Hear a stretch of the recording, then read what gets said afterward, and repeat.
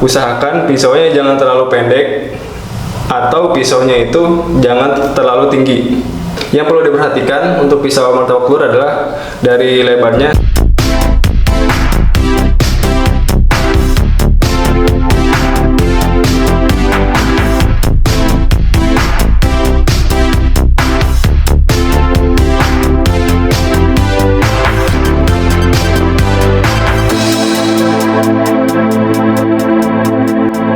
Assalamualaikum warahmatullahi wabarakatuh. Halo semuanya, salam satu loyang. Kembali lagi di channel YouTube Tips and Trik Martabak, channel yang akan bahas foto informasi martabak. Oke, pada video pasang kali ini gue bakal menjelaskan mengenai peralatan martabak, yaitu pisau martabak ya. Jadi gue bakal ngasih tahu pisau yang bagus untuk memotong martabak manis maupun martabak telur. Nah, di depan gue ini udah ada dua contoh pisau. Ini yang biasa gue pakai untuk berjualan. Oke, nanti gue bakal menjelaskan seperti apa jenisnya dan juga bagaimana perawatan supaya pisau martabak ini nggak gampang tumpul. Oke, jadi bisa disimak sampai video selesai. Di depan gue ini udah ada dua pisau ya.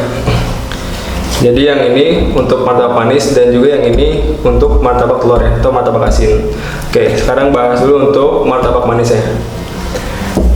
Nah, pisau yang bagus untuk martabak manis, yang pertama harus kalian perhatikan adalah bentuknya tipis ya. Bagian sini tipis. Kalau misalnya bagian sini tipis, nanti ke bawahnya juga dia lebih tipis. Dan ini lebih gampang untuk asahnya, jadi lebih cepat tajam. Oke, itu yang pertama. Dan yang kedua adalah usahakan pisaunya jangan terlalu pendek atau pisaunya itu jangan terlalu tinggi. Kalau terlalu tinggi nanti kalian susah ketika kalian motong martabaknya. Oke, beda lagi kalau misalkan kalian berjualan pakai teknik pakai KP, jadi nggak pakai tangan motongnya.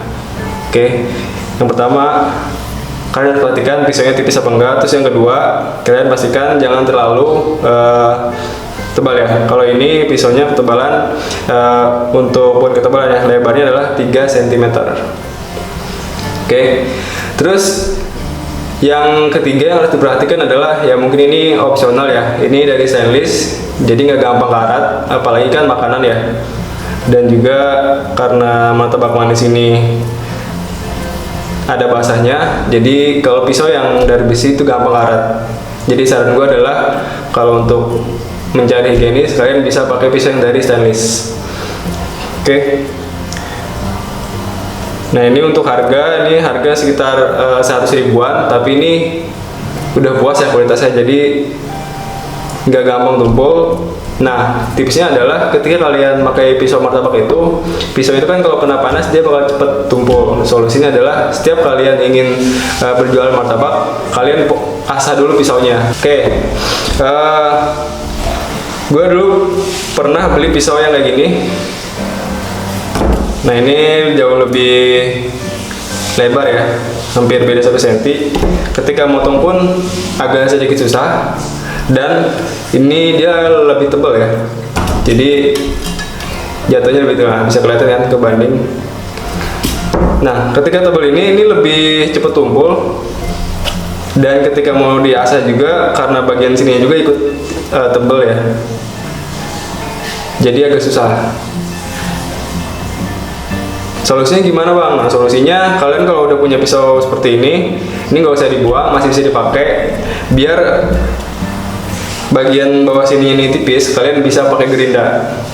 Kalian gerinda, nanti pisaunya jadi lebih tajam lagi, jadi nggak usah dibuang. Oke, untuk asahannya kayak gimana bang bentuknya? Nah, kalau gue ini asahan yang biasa ya. Jadi ini buat sendiri, ini dari semen, dicetak aja di bentuk kotak. Nah, ini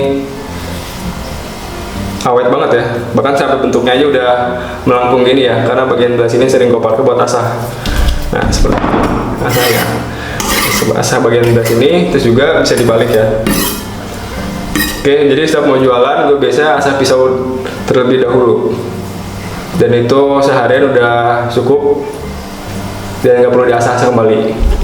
Oke, atau kalian bisa beli asahan yang biasa dijual di online shop ya. Oke, selanjutnya pisau untuk martabak telur ya, atau martabak asin. Nah, untuk martabak telur ini biasanya adalah pakai pisau daging. Nah, ini bisa disebut juga dengan pisau daging. Yang perlu diperhatikan untuk pisau martabak telur adalah dari lebarnya ini sekitar 10 sentian. Kenapa harus lebar bang? Kenapa nggak pakai yang kayak gini aja nih?